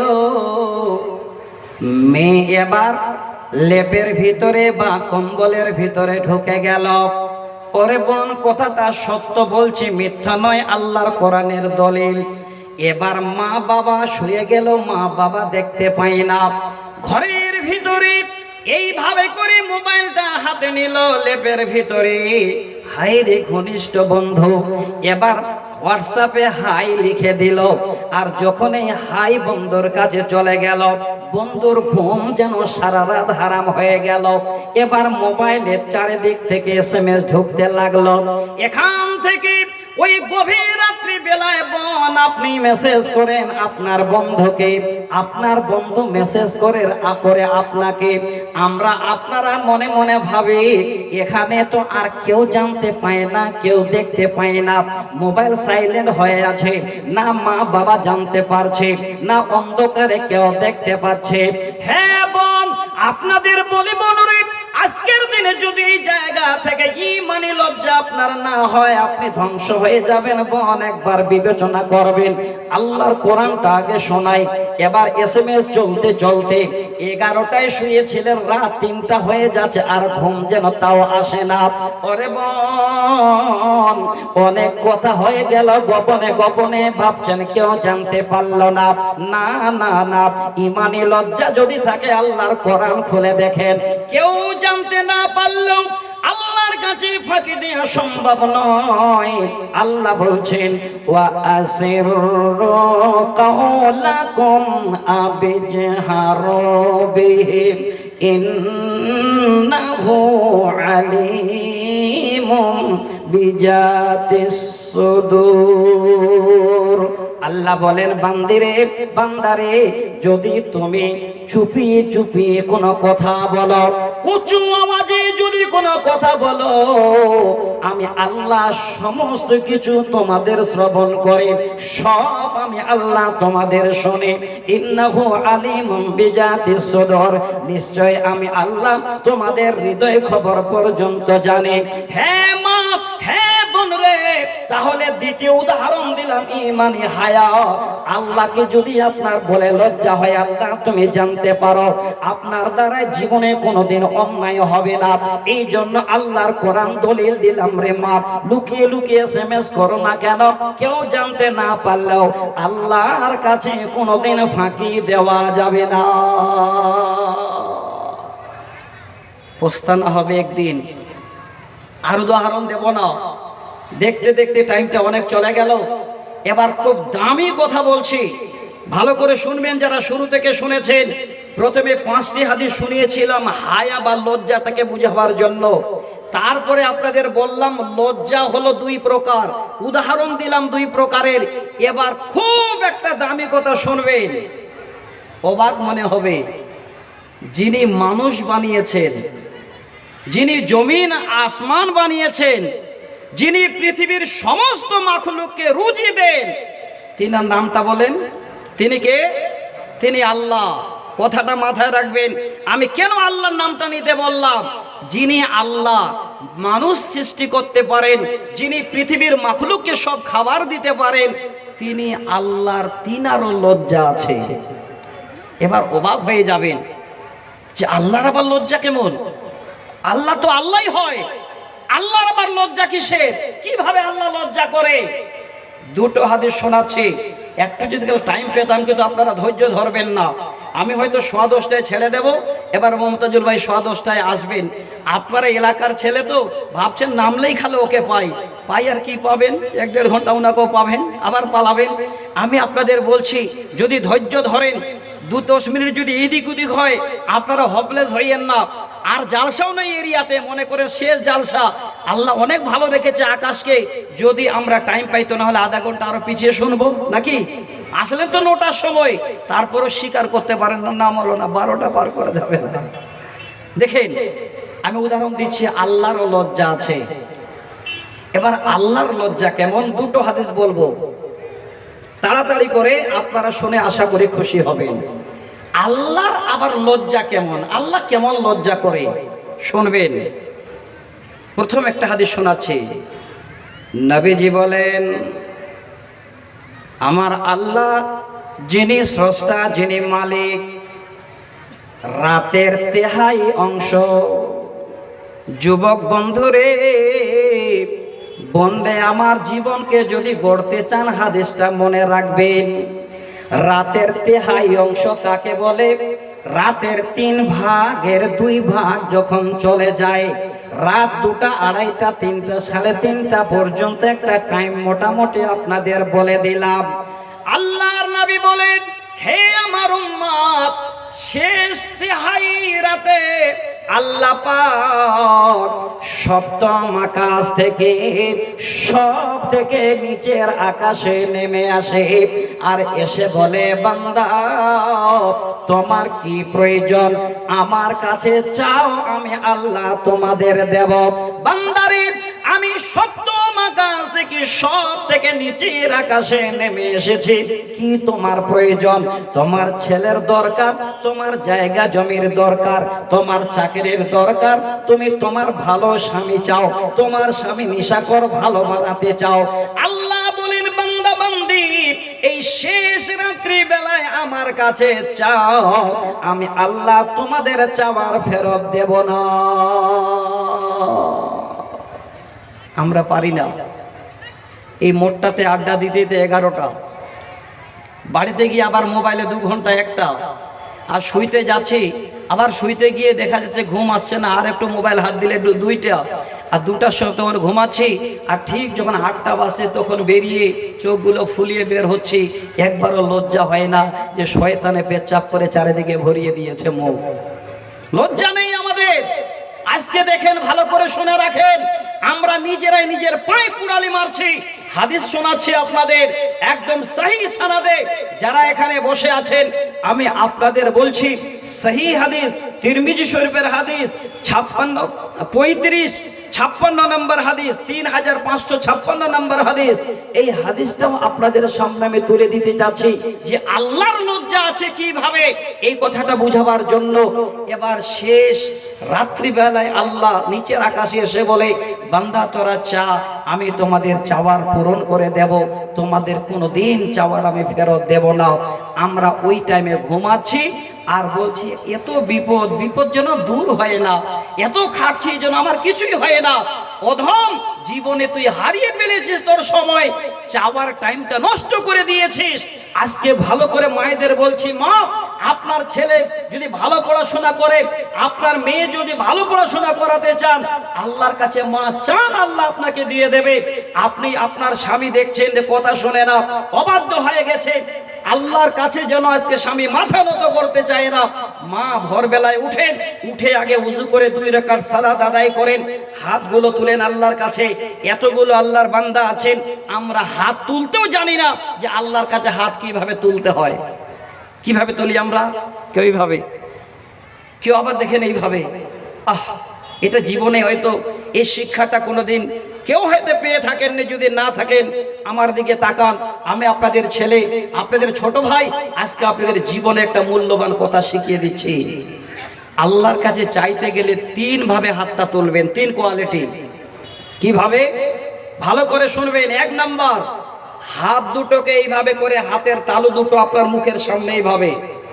অনেকে আমরা এইভাবে হাত ঝুলিয়ে দিলাম, মনে হচ্ছে সব আল্লাহ বোধে দিয়ে দিল। না, চাওয়ার পদ্ধতিটা আগে নিয়ে নেন।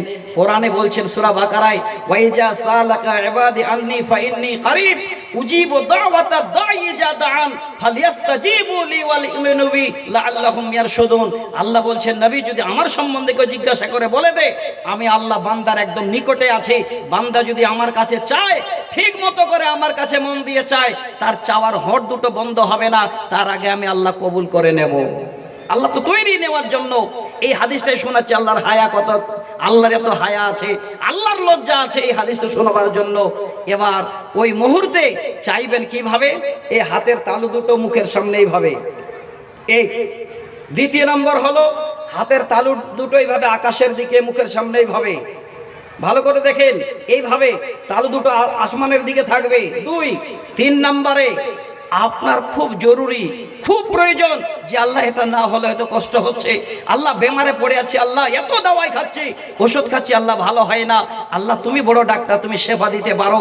2 রাকাত সালাত আদায় করে এই হাত দুটোকে এইভাবে উঠাবেন, আমার দিকে তাকান, যত দূর আপনার হাত যাবে এইভাবে করে উঠাবেন, মাথাটা নিচু করবেন আর ডুকরে ডুকরে কাঁদবেন আর বলবেন, আল্লাহ আমি পাপী, আল্লাহ হয়তো বড় পাপ করেছি, এই কারণে আল্লাহ তুমি আমার কিছু শুনছো না, আল্লাহ তুমি ক্ষমা করে দাও। সব কিছু বলে আল্লাহর কাছে ডুকরে ডুকরে কান্না করেন। আল্লাহ বলছেন, বান্দা আমি সপ্তম আকাশ থেকে নিচে নেমে আছি, যাই চাইবে আমি তাই তোমাদের নিয়ে নেব। এবার আল্লাহর যে লজ্জা আছে এই হাদিসটা পড়ছি আপনাদের কাছে শোনাচ্ছি। আল্লাহর নবী বলেন, ইন্নাল্লাহা হাইয়ুন কারীমুন ইয়াস্তাহি মিনহুর রাজুলু ইলাইহি ইয়াদাইহি আইয়ুরাদ্দুহুমা সিফরান খায়বাতাই। হাদিসটা পড়ছে তো শরীরটা শিউরে উঠছে। যারা ইমানদার শোনেন আপনাদের তরজমা শোনায়। আল্লাহর নবী বলেন, নিশ্চয় আল্লাহ তিনি হাইয়ুন, তিনি কারীম। যখন কোন বান্দা বান্দি আল্লাহর কাছে হাত উঠায়, ইয়াস্তাহি, আল্লাহ এতই লজ্জা পান, এতই লজ্জা পান। মিনহুর রাজুল ইলাইহি ইয়াদাইহি, ইয়াদুন মানে হলো হাত, রাজুল মানে হলো আল্লাহর বান্দা। যখন কোন আল্লাহর বান্দা আল্লাহর কাছে হাত উঠিয়ে ডুকরে ডুকরে কান্না করে, আল্লাহর নবী বলছেন, আইয়ুরাদ্দুহুমা সিফরান খায়বাতাইন, আল্লাহ ওই সপ্তম আকাশ থেকে নিচের আকাশে নেমে এসে আর বলে, বান্দা, হে বান্দি, আমার কাছে ডুকরে ডুকরে কান্না করো আর চাও, আমি আল্লাহ তোমার হাতটাকে খালি হাত ফেরত দিতে আমি আল্লাহ যেন বড় লজ্জা করি। ভাই আপনারা চেপে আসেন, একটু চেপে আসেন, জায়গা অনেক আছে কিন্তু আমাদের বিবেক নাই। প্রচুর জায়গা আছে, একটা অভ্যাসে আছে আমাদের দাঁড়িয়ে থাকা সকলের। এই সামনে খালি আছে, মা বোন আপনারা চলে আসবেন। এবার দেখেন, আপনাদের কাছে আরো লম্বা করব না, তাহলে আল্লাহর হায়া আছে। পাঠ পাঠ করে আলোচনাটা করলাম, যারা শুরু থেকে আছেন 5টা হাদিস শোনালাম, হায়া কিভাবে করতে হয়, হায়া ইসলামের ভিতরে কত বড় মানে প্রযোজ্য। এবার তারপরে বললাম হায়া 2 প্রকারের, ঈমানি হায়া, প্রকাশ্য হায়া আর ঈমানি হায়া। এবার 3য় নম্বর শোনাচ্ছি আল্লাহর হায়া আছে। কিভাবে আল্লাহর হায়া, লজ্জা আছে। আল্লাহ বান্দার খালি হাত ফেরত দিতে লজ্জা পায়, তাহলে আল্লাহও যেন লজ্জা করেন বান্দার হাত খালি হাত ফেরত দিতে। এবার বিশ্বের সবথেকে যিনি দামি মানুষ নবী মুহাম্মদ রাসূলুল্লাহ পড়ুন সাল্লাল্লাহু আলাইহি সাল্লাম, তিনারও হায়া ছিল। তার আগে একটা কথা বলি, এই হায়া কথা বলতে গিয়ে, লজ্জা কথা বলতে গিয়ে আমার মায়েদেরকে প্রচুর হয়তো খারাপ লাগলো, কিন্তু মা, আপনাদেরকেই শুধু খালি লজ্জা করতে হবে, ঢাকিয়ে চলতে হবে না।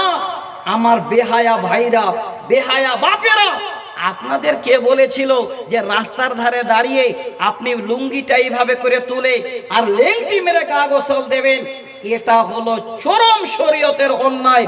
হাদিসটা শোনাচ্ছি, আবু দাউদের হাদিস, একদম সহি হাদিস, হাদিস নাম্বার 4014, মানে 4014 হাদিস নাম্বার, একদম সহি হাদিস শোনাচ্ছি আপনাদের সামনে। এই হাদিসটাকে ফলো করেন। আজকে যদি আমরা জালসা শুনতে আসি, ইনশাআল্লাহ বিবেক যদি আমাদের আল্লাহ দেয়, তাহলে আজকে আমরা এখান থেকে একটা শিক্ষা নিয়ে যাব। পুরুষেরা আমাদের নাকি হায়া নাই, গা গোসল দেবো খোলামেলা জায়গায়, আমরা গোসল করবো তো কেউ পেন পরে, আবার তা ফুল পেন নয়, এখন হাফ পেন, তারপরে লুঙ্গি মানে লেংটি মেরে। এই ঠান্ডার সিজনে একটা প্রোগ্রামে গিয়েছিলাম আমি আসামে, আল্লাহর কসম বলছি, আবারও শোনাচ্ছি, শোনা থাকলে শোনেন। যে বাড়িটাতে ছিলাম সিঙ্গার বাড়ি, অথচ মাস্টার মানুষ, হাইরে অভাব, নিচে 4 আঙ্গুল করে চারিদিকে ফাঁকা, এদিক থেকে সাপ ঢুকবে, ওইদিকে বেরিয়ে যাবে, আর এত ঠান্ডা, শাঁসা করে হাওয়া ঢুকছে, ডবল কম্বল দিয়েছে আমাকে, তাও আমার ঠান্ডা মরছে না। এবার আমি বললাম যে আপনারা এইভাবে করে বাস করছেন, লেট্রিন ফেটি কোন দিকে একটু প্রয়োজন, নিয়ে গেল পাশেই, আলহামদুলিল্লাহ সিঙ্গার বেড়া দিয়ে সুন্দর করে মানে বাথরুম বানিয়েছে, আর সুন্দর করে টিউবওয়েলের পাশে সিঙ্গা দিয়ে ঘেরেছে, সিঙ্গা দিয়ে। তো আমি বলছি এখানে কি করেন আবার? বলে মৌলানা এখানে আমরা পুরুষেরা গা গোসল দিই।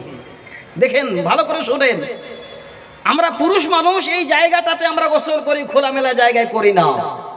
হাদিস আমরা শুনি, আর না শুনে থাকলেও শোনেন, আমাদের লজ্জা নেই, আমরাও যেন বেহায়া ফাঁকা ফিল্টে, ফাঁকা জায়গায়, ফাঁকা কলে বলে আমরা গা গোসল দিই, আর ভাবি যে পুরুষের আবার লজ্জা কিসের, শুধু খালি লেংটি পরে থাকলেই হবে নাকি? শোনেন হাদিস শোনাচ্ছি, আর সময় নাই, বক্তা তৈরি থাকবে, যেই টাইম আছে সেই টাইমের মধ্যে ইনশাআল্লাহ আমি ছাড়বো, আপনারা ব্যস্ত হবেন না। হাদিসটা শোনাচ্ছি, রাবি ইয়ালা বিন উমাইয়া রাদিয়াল্লাহু তাআলা আনহু তিনি বলছে, একদিন নবীজি রাস্তা দিয়ে হাঁটছেন, যেতে যেতে যেতে যেতে একজন আল্লাহর বান্দা রাস্তার ধারে এবার দাঁড়িয়ে দাঁড়িয়ে গোসল করছে। আমরা তখন লিংটি মারি আর ঝাঁপ দিই, আমাদের কোনো বিবেক নেই যে আমাদের লজ্জা কিসের। আল্লাহ রসুলের হাদিস শোনাচ্ছি, এবারও তো পড়ছি, শুনবেন। এমন সময় নবীজি রাস্তা থেকে দেখলেন, এবার যিনি গোসল গা দিচ্ছেন নবী তিনাকে কিছুই না বলে হাঁটতে হাঁটতে হাঁটতে নবীজি মসজিদ চলে গেলেন। হে দিনী বন্ধু, হে বাপ আমার, ভাইরা আমার, শুনেন গো, শুধু মায়েদের লজ্জা নয়, আমাদেরও লজ্জা করা উচিত।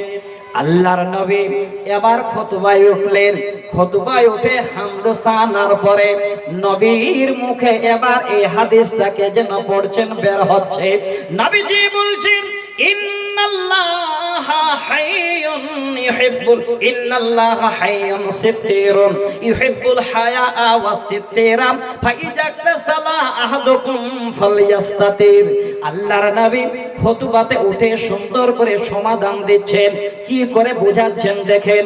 নবী বলছেন, হে আমার উম্মত, ইন্নাল্লাহা হাইয়ুন সিত্তিরুন, নিশ্চয় আল্লাহ তিনি যেন লজ্জাবোধ করেন, তিনি যেন পর্দা পছন্দ করেন। ইউহিব্বুল হায়া ওয়াল সিত্তিরা, যারা এই রকমের লজ্জা করে আর পর্দা করে আল্লাহ তাদেরকে পছন্দ করেন। ফাইজাকতাসালা আহাদুকুম ফালইয়াস্তাতির।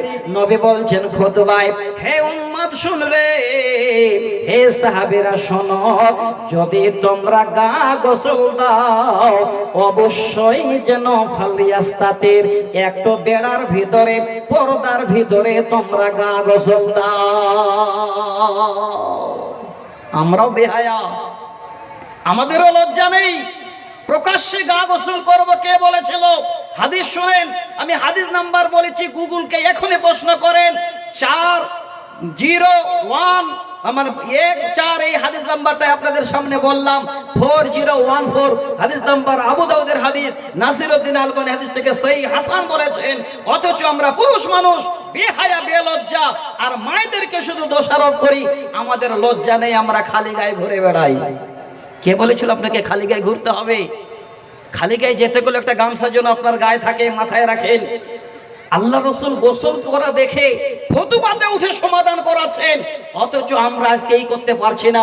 তো বাপ ভাই আমার সবাই এসেছেন, আমি জানি আমার বক্তব্য শোনার জন্য আপনারা আসেননি, আমি তো আপনাদের এই ছেলে, আজকে এসেছেন মমতাজুল ভাইয়ের জন্য, উনি চলে এসেছেন। একটাই কথা বলি আপনাদের সামনে, সবাই বুঝতে পারেন, এই কথাটা বলতে গেলে তখন আপনারা ভয় পান যে মাওলানা এখন তো বোধহয় পালাবার টাইম হয়ে গেছে, তার আগে কমিটির লোক চারিদিকে হাতগুলো এইভাবে ধরে ঘেরা দেন, না কি বলবো? একজনকে উঠে যাবেন না। আল্লাহর রসুলের হায়া ছিল কেমন, একটা হাদিস শোনাবো আম্মাজান হাদিসের রাবি। যদি এই হাদিসটা আজকে আমরা শুনে নিতে পারি তাহলে জেনে রাখেন আপনার আমার জীবন কামিয়াব। জীবনে শ্বশুর কোনোদিন জামাইয়ের বাড়িতে গিয়ে দরজা খুলে ইজাজত না নিয়ে ঢুকবে না। জীবনে কোনোদিন জামাই শ্বশুর বাড়িতে বাইক একদম আঙ্গিনার ভিতরে ঢুকিয়ে দেবে না ইনশাআল্লাহ। লজ্জা কাকে বলে আমি হাদিসটা শোনাবো। তার আগে বেলপুকুর মাদ্রাসা চিনেন? একটু কথা বলেন। আচ্ছা, যারা যারা খেয়ে আসেন একটু হাত দেখান তো। কে কে খেয়ে আসলেন? খেয়ে আসছেন তো? আলহামদুলিল্লাহ, ভালো, পেট তো আছে। যারা যারা খাননি খেয়ে আসবেন, ব্যবস্থা আছে। তবে এই মাদ্রাসাটা আপনাদের। এই মাদ্রাসা আজ থেকে নয়, আমার প্রশ্ন কতদিন ধরে আল্লাহ ভালো জানেন। যখন মাটির ছিল তখন আমরা বক্তব্যে যেতাম এরকম কোরআন নিয়ে। আমার ওস্তাদেরা এখনও আছেন আলহামদুলিল্লাহ।